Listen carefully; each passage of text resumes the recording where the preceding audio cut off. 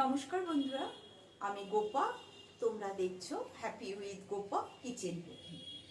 আজকে আমি তোমাদের সাথে শেয়ার করব সম্পূর্ণ নতুন পদ্ধতিতে ব্রোকলির মালাইকারি। রেসিপিটি প্রথম থেকে শেষ পর্যন্ত দেখার অনুরোধ রইল।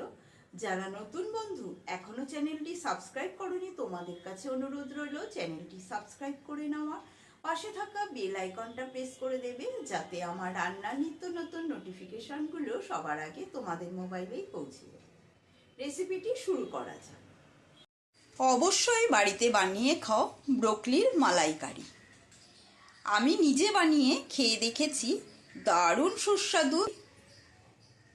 আজকে বানাবো ব্রোকলির মালাইকারি।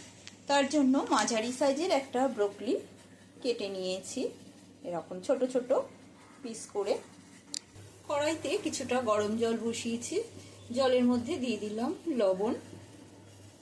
এবারে এই জলের মধ্যে দিয়ে দিচ্ছি ব্রোকলিগুলো দিয়ে হালকা করে একটু ভাপিয়ে নেব। এবারে ঢাকাটা সরিয়ে নিচ্ছি, সরিয়ে নিয়ে ব্রোকলিটা নামিয়ে জলটা ঝরিয়ে নেব। এখানে নিয়েছি কিছুটা বরফের মধ্যে দিয়ে দেবো জল। এই বরফ জলের মধ্যে সেদ্ধ করে নেওয়া ব্রোকলিগুলো দিয়ে ঠান্ডা করে নেব। এখানে নিয়েছি নারকেলের গুঁড়ো দুধ। এই নারকেল দুধটা গরম জল দিয়ে গুলে নেব। যে কোনো মুদি দোকানে এই নারকেল গুঁড়ো দুধ পাওয়া যায়, কিনে নিতে পারো, বা নারকেল কুড়িয়ে সেখান থেকেও দুধ বের করে নিতে পারো। এবারে মিক্সার জারের মধ্যে একটা মশলা বানিয়ে নেব। নিয়েছি এখানে 1 চামচ পোস্ত, হাফ ইঞ্চি আদাটা একটু গ্রেটারের সাহায্যে গ্রেট করে নিয়েছি। দিয়ে দেব কিছুটা নারকেল কোড়া, আর দেব 4টে কাঁচা লঙ্কা, কাজু বাদাম দিয়ে দিচ্ছি জল। এবারে একটা মিহি পেস্ট বানিয়ে নেব। সমস্ত কিছু দিয়ে একটা মিহি পেস্ট বানিয়ে নিয়েছি।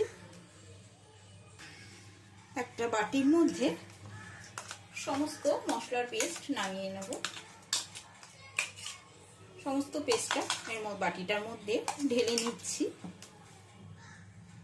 এবারে এর মধ্যে দিয়ে দিচ্ছি স্বাদ অনুসারে লবণ, দিয়ে দেবো চিনি ব্যবহার করলাম, বাদামি চিনি। সমস্ত কিছু দিয়ে ভালো করে মেখে নিচ্ছি। আর দিয়ে দেবো একটু মিক্সার হওয়া জল।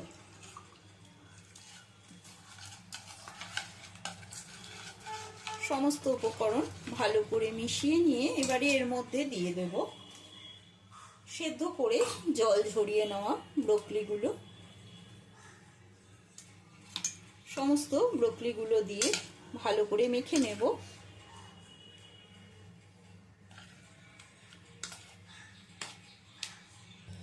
এবার ঢাকা বন্ধ করে রাখবো 10 মিনিটের জন্য। কড়াইয়ের মধ্যে দিয়ে দিচ্ছি সর্ষের তেল, 3 চামচ মতো সর্ষের তেল দিলাম। ওই তেলের মধ্যেই ফোড়ন দিয়ে দিচ্ছি গোটা গরম মশলা, 2 ছোট এলাচ, 2 লবঙ্গ আর দারচিনি। ফোড়নটা যখন হয়ে যাবে, ফোড়ন থেকে সুন্দর গন্ধ বেরোবে, তখনই এর মধ্যে দিয়ে দেব মশলা মাখিয়ে রাখা ব্রোকলিগুলো তুলে দিচ্ছি। সমস্ত ব্রোকলিগুলো মশলা থেকে তুলে নিয়ে ভেজে নেব। তোমরা চাইলে সম্পূর্ণ রান্নাটা বাটারেও করতে পারো, আমি সর্ষের তেল দিয়েই করছি। সমস্ত ব্রোকলিগুলো ভেজে নেওয়া হয়ে গেছে, হালকাই ভেজে নিয়েছি। এবারে এর মধ্যে দিয়ে দেব বাকি যে মশলাটা রয়েছে, সেই মশলাটা দিয়ে দিচ্ছি এর মধ্যে। এই ব্রোকলির মালাইকারি রুটি, পরোটা, ফ্রাইড রাইস, পোলাওয়ের সাথে কিন্তু অপূর্ব লাগে। অতি অবশ্যই বাড়িতে এটি বানিয়ে নিও।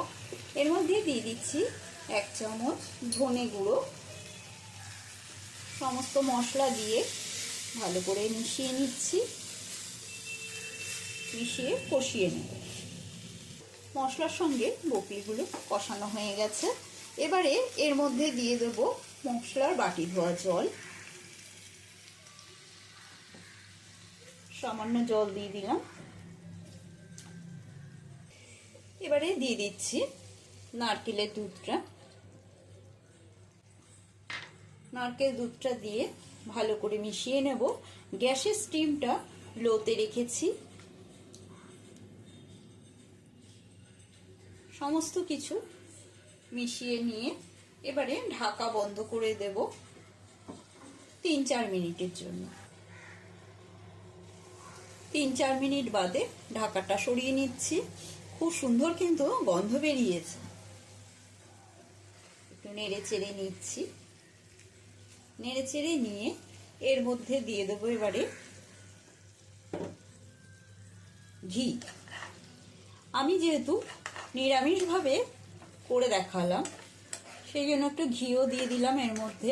তোমরা চাইলে পেঁয়াজ রসুন দিয়েও করতে পারো, তবে ব্রোকলি একবার হলেও নিরামিষ দিনে এরকমভাবে বানিয়ে খেয়ে দেখবে, অপূর্ব টেস্ট, এত স্বাদ হয়। আজকের মতো ব্রোকলির মালাইকারি কমপ্লিট। আশা করি রেসিপিটি তোমাদের সকলেরই ভালো লেগেছে। একটা লাইক দিতে ভুলো না কিন্তু। কমেন্ট করে অতি অবশ্যই জানাবে রেসিপিটি তোমাদের কেমন লাগলো। একটু টেস্ট করে দেখছি।